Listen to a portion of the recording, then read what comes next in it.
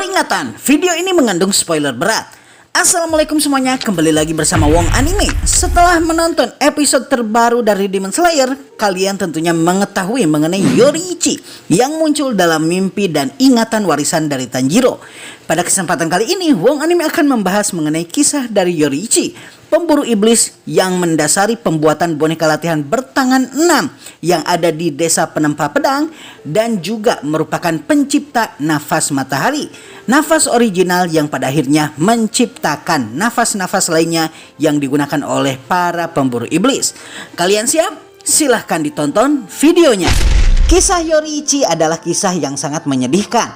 Terlepas kalau dirinya dikenal dengan kekuatannya yang tidak tertandingi sebagai pemburu iblis, dia tidak pernah bisa menyelamatkan siapapun yang dia sayangi hampir seumur hidupnya.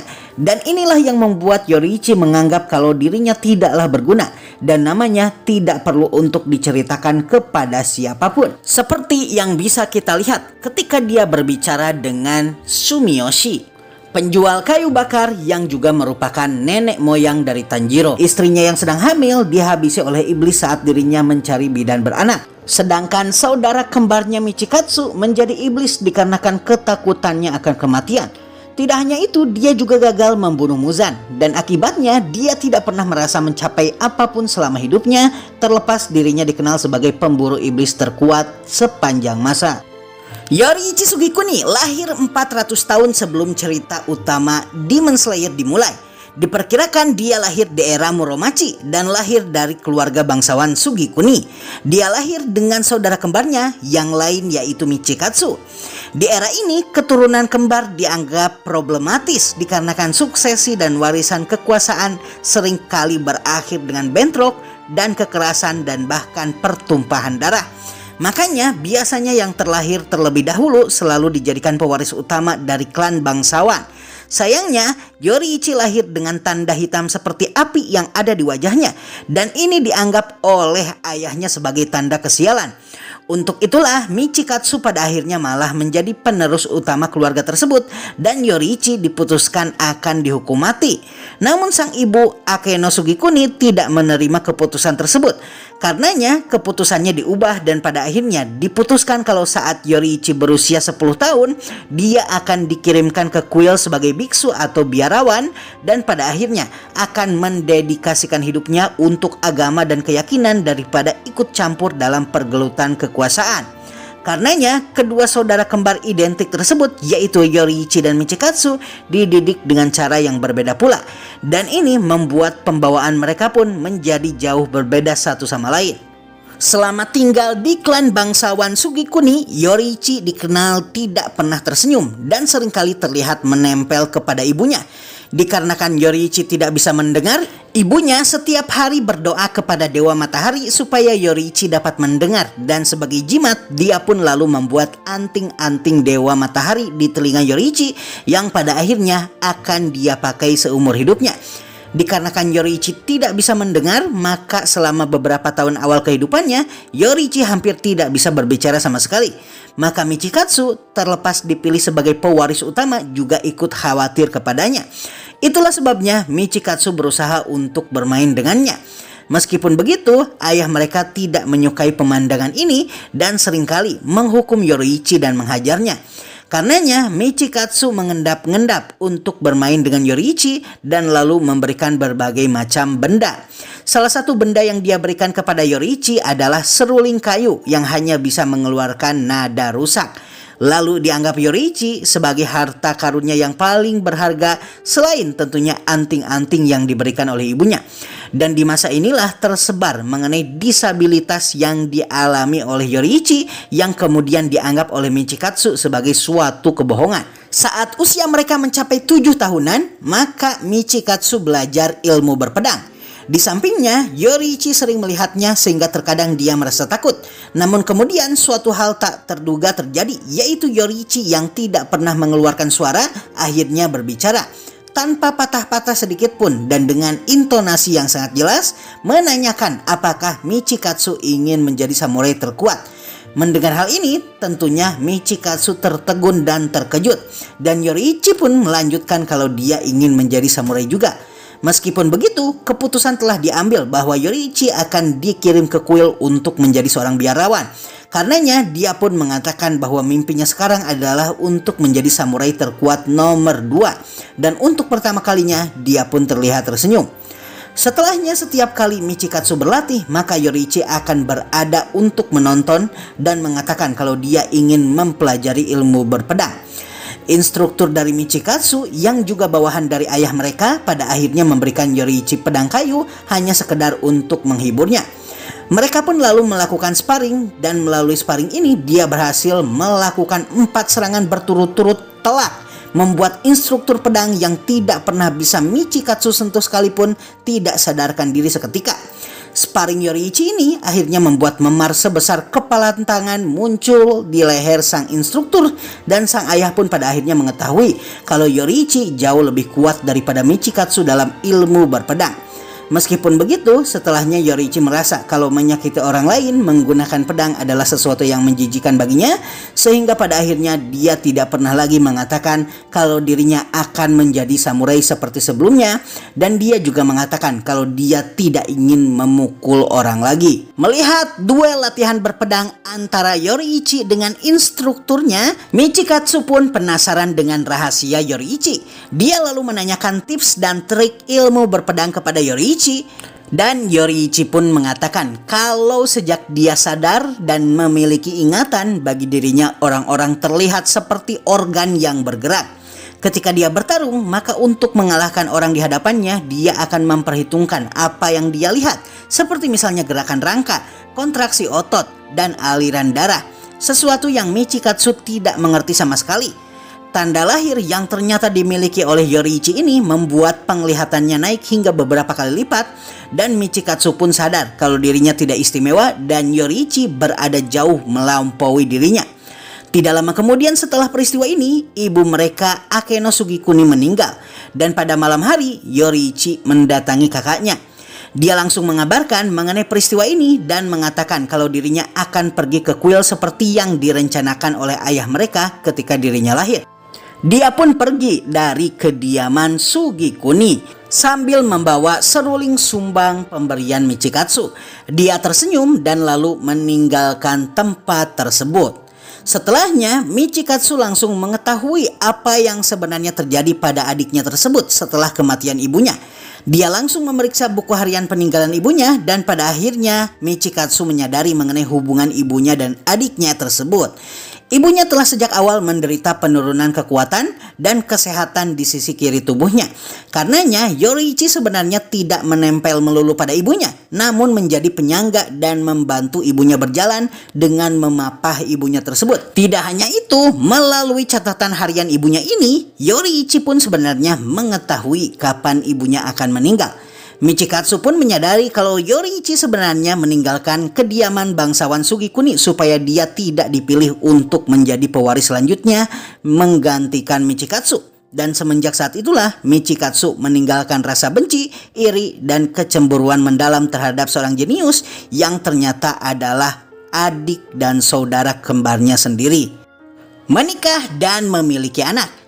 Yoriichi lalu terus berlari semenjak dirinya meninggalkan kediaman keluarganya. Selama 1 hari dan 1 malam, dia terus berlari dan tidak mengalami kelelahan sedikit pun. Dia pun mencapai sebuah gunung, dan di sana dia melihat seorang gadis sedang berdiri di persawahan. Ternyata perempuan tersebut adalah perempuan sebatang kara setelah sebelumnya keluarganya habis dikarenakan wabah yang melanda. Dia ternyata ingin mengembalikan kecebong yang dia ambil dari persawahan. Namun setelah gadis tersebut memutuskan ingin melakukan hal tersebut, dia terlihat berdiri begitu lama hingga matahari hampir terbenam, dan pada akhirnya dia pun mengembalikan kecebong tersebut sambil mengatakan kalau dia tidak ingin memisahkan kecebong tersebut dari keluarganya. Tidak lama dia lalu menengok ke arah Yoriichi dan air mata terlihat jatuh dari kelopak matanya. Suatu pemandangan yang menurut Yoriichi sangatlah indah dan berkilau seperti batu obsidian. Setelahnya dia lalu berkenalan dengan gadis tersebut, dan gadis tersebut lalu memperkenalkan dirinya sebagai Uta. dan Yoriichi pun lalu memutuskan untuk tinggal bersama gadis kesepian tersebut. Uta ini gadis yang menarik dikarenakan dia memiliki kebiasaan untuk terus berbicara dari matahari terbit hingga matahari terbenam. Dan berkat Uta inilah dia pun menyadari kalau orang-orang memandang fenomena-fenomena dunia berbeda dengan Yoriichi yang hanya melihat tubuh secara transparan dan terdiri dari organ-organ saja. Dia pun pada akhirnya mengerti kenapa dirinya merasa terasingkan dari orang-orang di sekelilingnya. Dan dia merasa kalau dirinya seperti layangan yang benangnya putus dan Uta lah yang pada dasarnya memegang benang tersebut hingga tidak melayang tersapu angin. 10 tahun kemudian Yoriichi dan Uta pun menikah dan tidak lama setelahnya Uta mengandung anak mereka. Dan untuk itu dia lalu berusaha mencari bidan untuk membantu persalinan Uta sebelum matahari terbenam. Tetapi sayangnya di tengah perjalanan dia bertemu orang tua yang mengalami komplikasi jantung. Orang tua tersebut ternyata ingin mengunjungi anaknya yang terluka di peperangan dan pada akhirnya Yoriichi membantu orang tua tersebut untuk bertemu kembali dengan anaknya. Dia pun memutuskan untuk mencari bidan persalinan keesokan harinya dan memilih untuk kembali ke rumah. Namun malam telah tiba dan ketika dia sampai di rumah, dia menemukan pemandangan mengerikan. Istrinya dan anaknya yang belum lahir telah meninggal dalam keadaan bersimbah darah dengan tubuh yang terpisah-pisah. Selama 10 hari, dia lalu mengumpulkan tubuh dan tulang belulang mereka satu persatu tanpa makan dan minum sama sekali, tanpa mengetahui apa yang mesti dilakukan dengan tubuh mereka. Tidak lama kemudian, seorang samurai yang memperkenalkan dirinya sebagai pemburu iblis lalu menyarankan kepada Yoriichi untuk menguburkan mereka dan mendoakan mereka dengan layak. Yoriichi sebelumnya bermimpi untuk hidup dengan damai bersama dengan istri dan anaknya yang belum lahir, namun semua harapan itu pupus dan sekarang hanya merupakan mimpi saja. Dikarenakan keberadaan suatu makhluk yang bernama iblis, dia pun lalu memutuskan untuk menjadi pemburu iblis dan ikut bergabung dengan korps pemburu iblis yang ternyata sudah sejak lama memburu iblis hingga sekarang. Menjadi pemburu iblis dan reuni keluarga. Pada korps pemburu iblis ini, Yoriichi lalu mengajarkan para pilar teknik pernafasan yang dia miliki, yaitu pernafasan matahari. Dan satu persatu para pilar tersebut lalu menciptakan nafas-nafas baru dari nafas matahari tersebut. Dikarenakan membutuhkan bakat yang luar biasa untuk menguasai nafas matahari. Seperti misalnya nafas petir, nafas air, nafas api, dan nafas batu. Dan melalui nafas-nafas ini, maka mereka berhasil menghabisi para iblis-iblis kuat yang sebelumnya mereka tidak bisa kalahkan. Tidak lama setelahnya, reuni dua saudara pun terjadi kembali. Michikatsu yang saat itu sedang berkemah beserta para bawahan samurainya lalu diserang oleh iblis.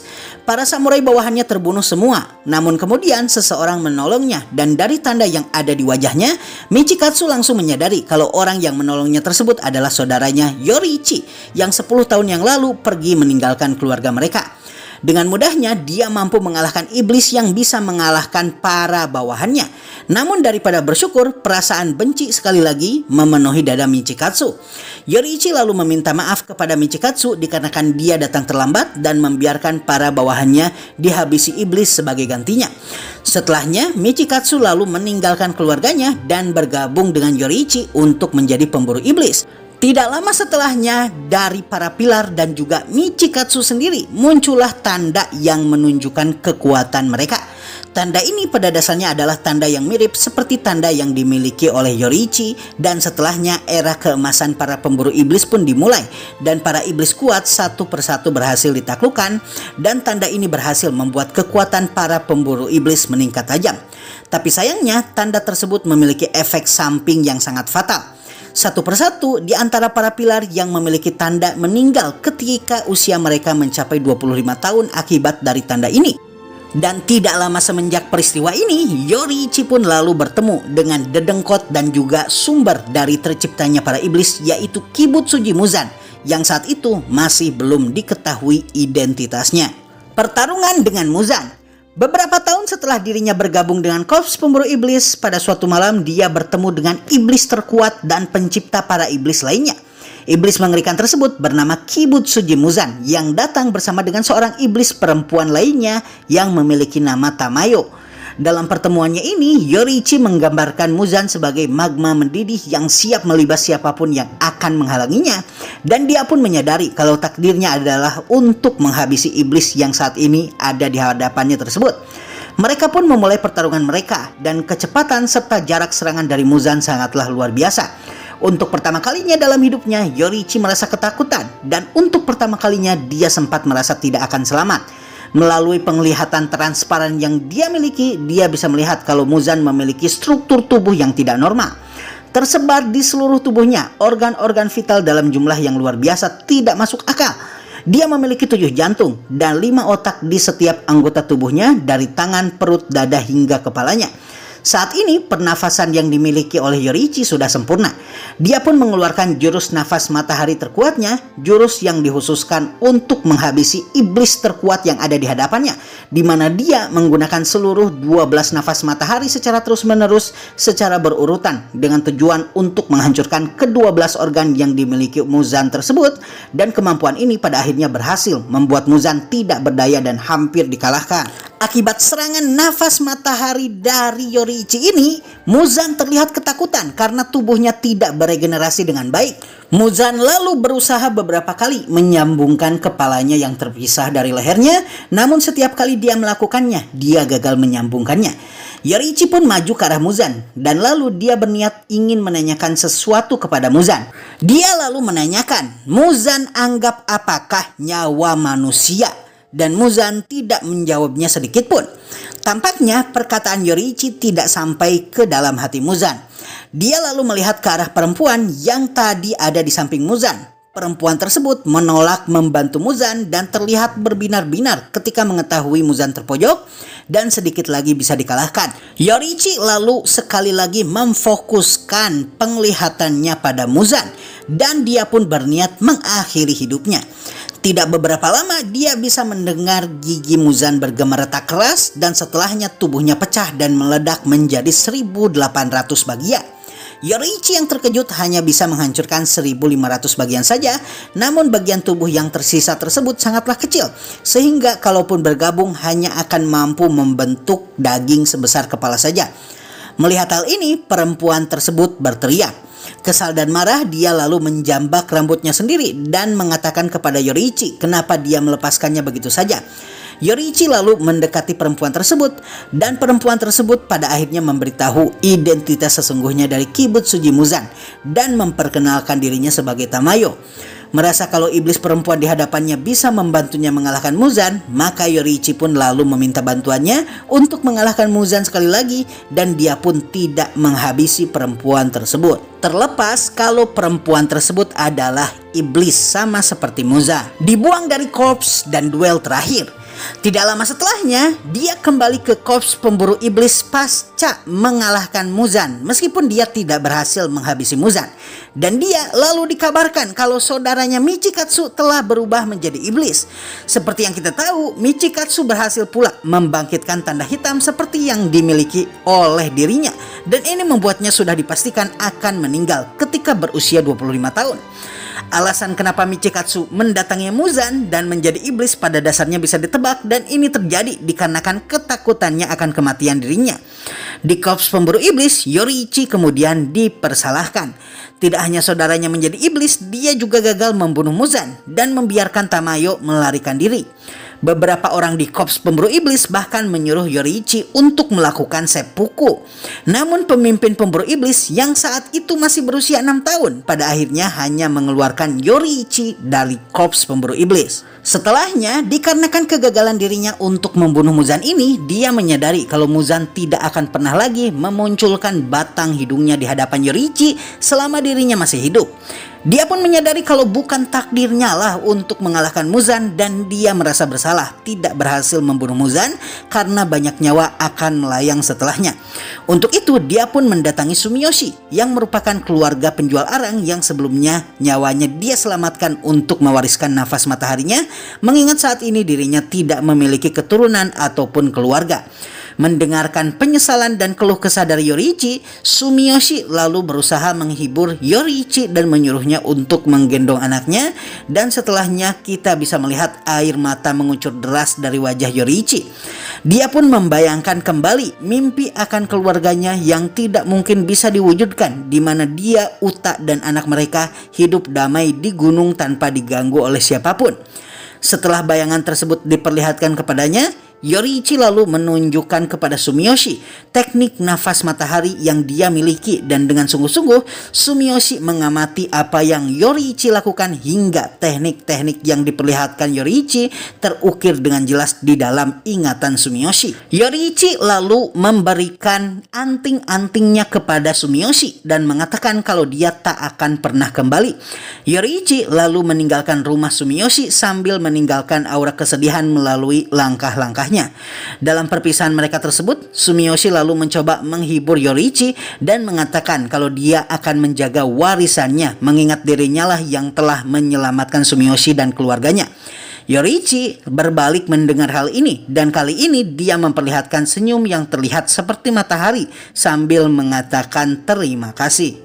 Setelahnya, Yoriichi terus memburu iblis hingga mencapai usia lanjut, dan seperti yang telah diperkirakan, Muzan tidak pernah lagi mengambil risiko untuk bertemu dengan Yoriichi dan terus bersembunyi hingga dia berusia 80 tahun. Dan dalam pertempuran terakhirnya, dia pada akhirnya bertemu kembali dengan saudaranya Michikatsu yang saat ini telah menjadi Kokushibo.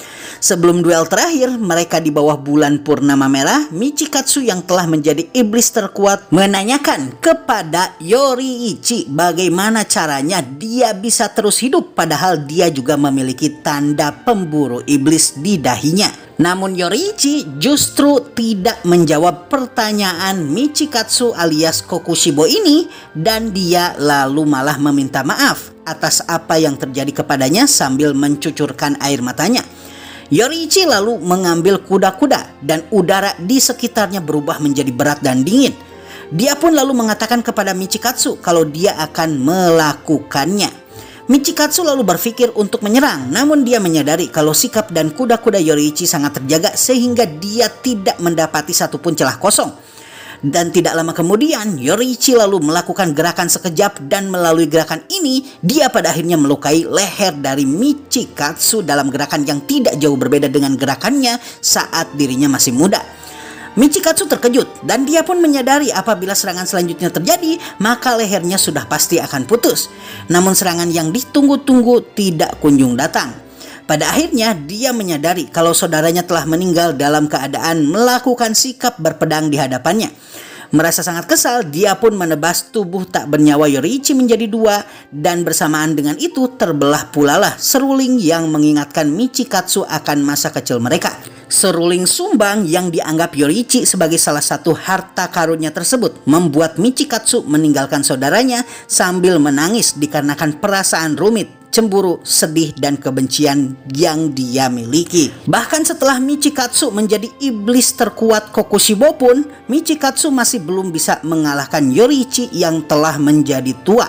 Dan harapannya untuk mengalahkan Yoriichi pada akhirnya pupus karena Yoriichi dikalahkan oleh usianya sendiri, sehingga seumur hidupnya Yoriichi tidak pernah bisa dikalahkan oleh siapapun. Dan itulah kisah hidup Yoriichi dari mulai dia lahir hingga akhir hayatnya.